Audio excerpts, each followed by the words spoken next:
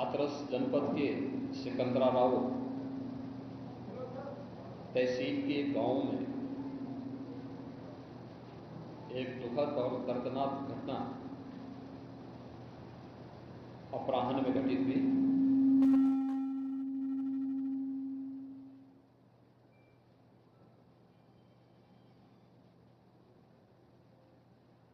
इस पूरी घटना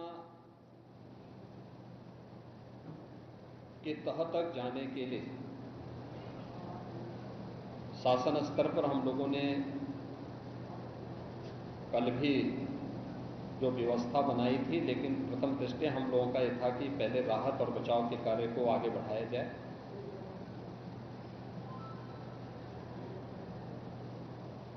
इस पूरी जो अभी हादसा है, इस हादसे में 121 श्रद्धालुओं की मृत्यु हुई, जो उत्तर प्रदेश के साथ साथ हरियाणा, राजस्थान और मध्य प्रदेश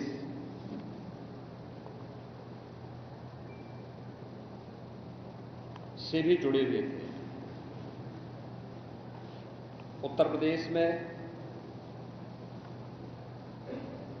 हाथरस,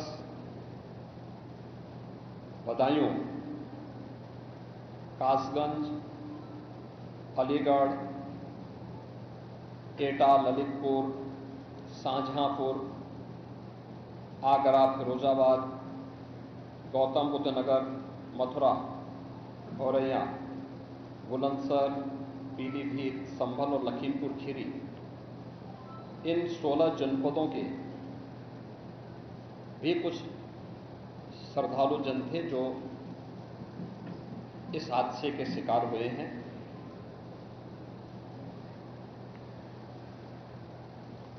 एक 121 में से 6 मृतक ऐसे थे जो अन्य राज्यों से थे, जिनमें ग्वालियर मध्य प्रदेश से 1 थे, हरियाणा से 4 थे और राजस्थान से 1 थे।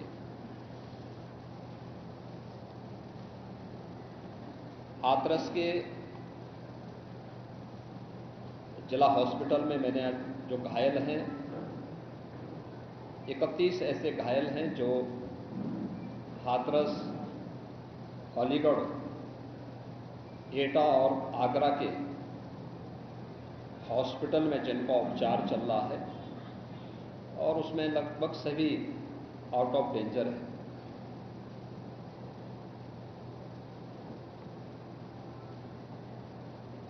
हादसे के बारे में जो वहां के चश्मदीद हैं, जो इस घटना के शिकार हुए थे, गंभीर रूप से घायल हो गए थे, उनमें से ज्यादातर जो लोग हैं जिनसे आज मैंने बातचीत भी किया है,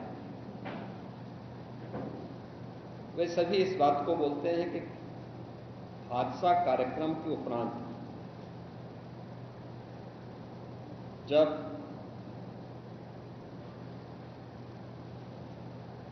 इस कार्यक्रम में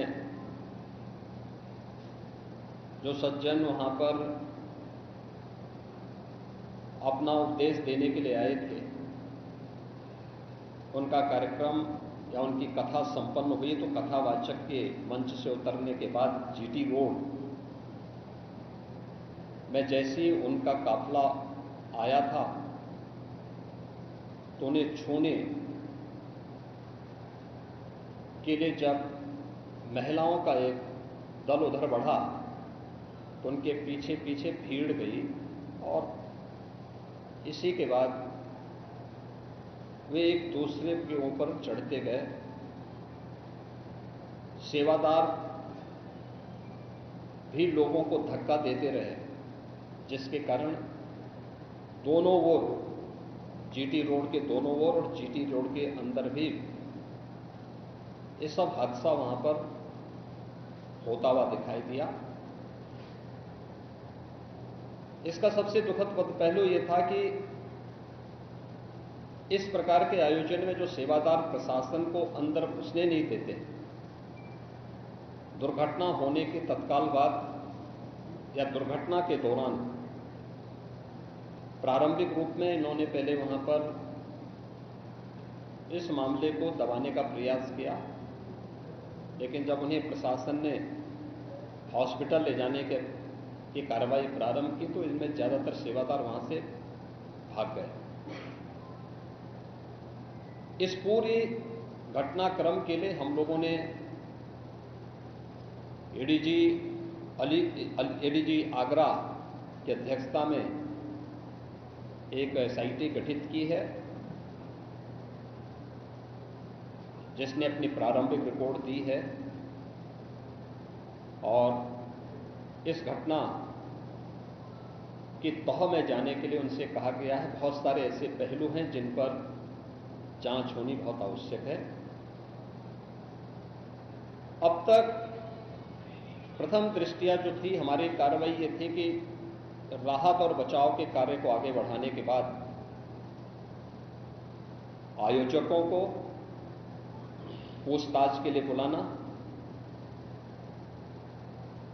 घटना के बारे में, हादसे के कारणों के बारे में उनसे भी पूछताछ करना और फिर घटना की लापरवाही और जिम्मेदारों की जवाबदेही भी इसके लिए तय करना, जिसके लिए पहले से ही एफआईआर यहां पे दर्ज हो चुकी है। इसके लिए कार्रवाई आगे बढ़ रही है। हम लोग इस बात को किसी भी प्रकार से डिनाई नहीं कर सकते कि इस प्रकार की घटना केवल एक हादसा नहीं होता है।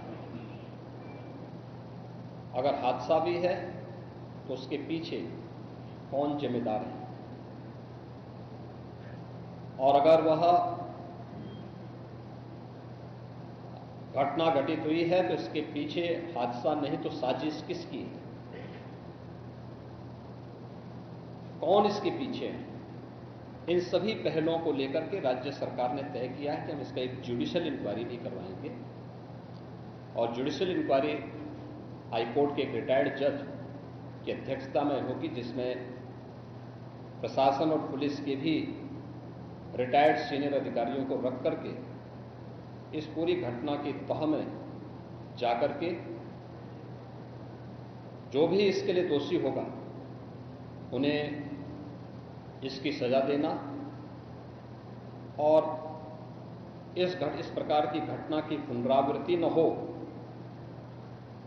इनके बारे में एक सुझाव और एक एसओपी उनके माध्यम से बनाई जा सके, जिसे आगे इस प्रकार के किसी भी बड़े आयोजन में लागू किया जा सके। यह हम लोग सुनिश्चित करेंगे। और मैंने यहां पर भी हाथरस में भी और सिकंदराराव के घटनास्थल का मैंने दौरा किया, यद्यपि वहां काफी बारिश थी, और वहां जाकर के मैंने एक बार उसको देखने का प्रयास किया है। यद्यपि प्रशासन ने पहले से इसके मैप भी बना के तैयार किए थे और भेजे भी थे, लेकिन हादसे के कारणों की प्रारंभिक व्यवस्था देखी जा सके इसको देखने के लिए वहां पर मैं स्वयं गया था। और हमारे 3 मंत्री यहां पर कल से ही कैंप कर रहे थे। मुख्य सचिव और पुलिस महानिदेशक भी यहां पर कल से ही कैंप कर रहे हैं। सीनियर अधिकारीगण भी यहां पर पुलिस और प्रशासन के अधिकारीगण यहां पहले से ही कैंप करते हुए इस पूरी घटना के लिए जिम्मेदारों की जवाबदेही तय करने की भी दिशा में आगे कार्रवाई की जा रही है, जिसमें कुछ विशेष दल बनाए गए हैं, जिनमें अलग अलग जनपदों में उनकी कार्रवाई अब प्रारंभ होगी और प्रारंभिक जांच के बाद आगे की कार्रवाई को हम लोग आगे बढ़ाने का कार्य करेंगे। यह यहाँ की घटना के बारे में था और जुडिशियल इंक्वायरी के बारे में आज ही इसके नोटिफिकेशन शासन के द्वारा भी जारी हो जाएगी। महाराज जी, बाबा के खिलाफ कार्रवाई होगी। बाबा को नामजद नहीं किया गया है।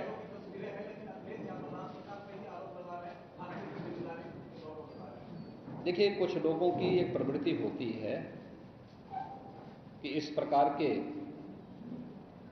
दुखद और दर्दनाक घटनाओं में भी वे राजनीति ढूंढते हैं, और ऐसे लोगों की ये फितरत है कि चोरी भी और सीना चोरी भी।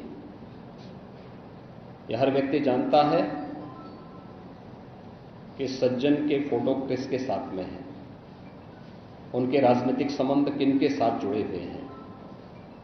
तो स्वाभाविक रूप से आप लोगों ने इस बात को देखा होगा कि पिछले दिनों रैलियों के दौरान इस प्रकार की भगदड़ कहां मचती थी और कौन इसके पीछे थे, और मुझे लगता है उसकी तह में जाना आवश्यक है। जो लोग निर्दोष लोगों के जीवन के साथ खिलवाड़ करते हैं और उनकी जवाबदेही भी इसके साथ तय होगी।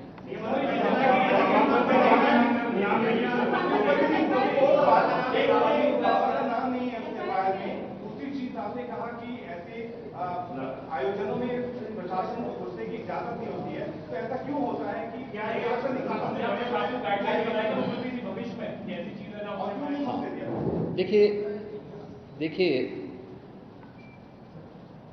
प्रशासन प्रथम दृष्टया ये मान के चलता है कि धार्मिक आयोजन है, उनके सेवादार इस प्रकार के आयोजनों की जिम्मेदारी अंदर से स्वयं निभाएंगे। और बड़े बड़े आयोजन होते हैं, ऐसा नहीं कि ना होते हो। सावधानीवश वहां पर फोर्स प्रशासन तैनात करता है, लेकिन आउटर रिंग में उनकी फोर्स होती है। अंदर अगर आप देखेंगे तो उनके स्वयंसेवक, सेवादार ही इस पूरे व्यवस्था का संचालन करते हैं, उनकी देखभाल करते हैं। और जहां पे भीड़ अनुशासित होती है, धार्मिक और आध्यात्मिक श्रद्धा भाव के साथ लोग जहां आते हैं, वहां पर भीड़ अनुशासित भी रहती है। लेकिन जब वही कार्यक्रम निहित स्वार्थी तत्वों के हाथों का खिलौना बन जाता है, तो वह अनुशासनहीनता का नजारा वहां पर भी देखने को मिलता है।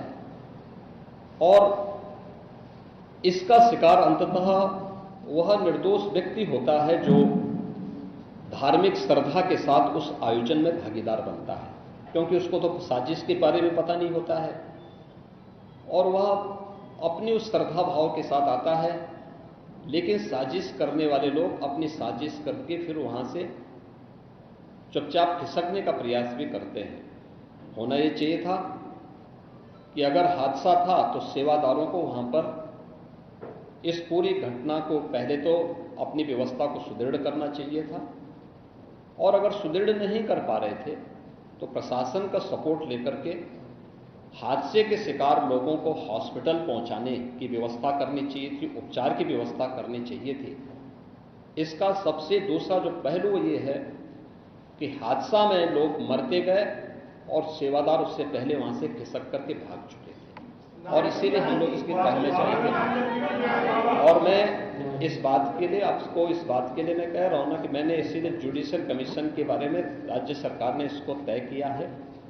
हम इसके तहत निष्कर्ष पर आएंगे और इस प्रकार के बड़े बड़े आयोजन हम लोग करते रहे हैं, लेकिन कहीं भी कोई इस प्रकार की चीजें नहीं आई है। और मुझे लगता है हम लोगों ने इस प्रकार के बड़े बड़े आयोजन हमेशा किए हैं, कुंभ जैसे बड़े आयोजन किए हैं, बड़े बड़े कार्यक्रम होते रहे हैं। लेकिन इसीलिए मैंने कहा कि इसकी तह में जाना आवश्यक है कि आखिर इसके पीछे कौन लोग इसके लिए जिम्मेदार हैं। दूसरा, राज्य सरकार